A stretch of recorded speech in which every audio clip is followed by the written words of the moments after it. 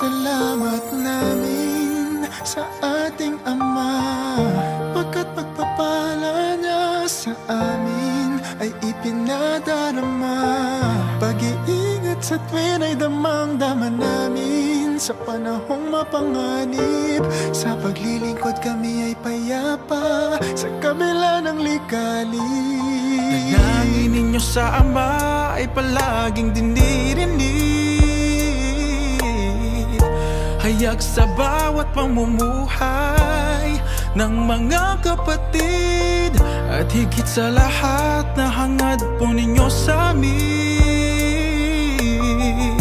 wala na sa amin ang maiwan, at ang kaligtasan ay tanggapin. Tanda ng kabutihan at pag-ibig po sa amin ng Ama.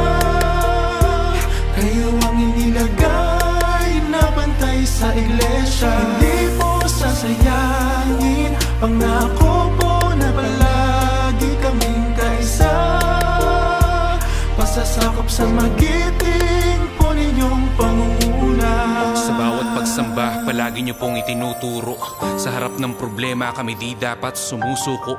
Ang katotohanan ay itanim namin sa aming puso, na anumang hirap ay may Diyos na sa amin tumutulong. Na araw-gabi nakatingin kami, binabantayan, nakatatawid, dahil kami palagi niyang ginagabayan. Kahit na mapagkulang kami, kinahahabagan, at muli niya kaming tinatanggap sa banal niyang harapan. Totoo po ang laman ng panalangin, kagandahang loob ng ating Ama ay hayag po sa amin, patatag sa pananampalataya. Ang bawat kaani sa pangunguna ng mga ministro at manggagawa, mga may tungkulin, kaya't malasakit. At ang pag-ibig po ninyo ay hindi namin sasayangin.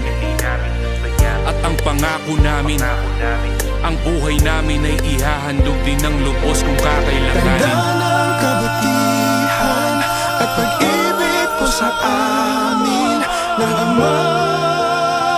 Kayo ang inilagay na bantay sa iglesia, hindi po sasayangin. Pangako po na palagi kaming kaisa, pasasakop sa magiting po ninyong pangunguna. Tanda ng kabutihan at pag-ibig po sa amin ng Ama.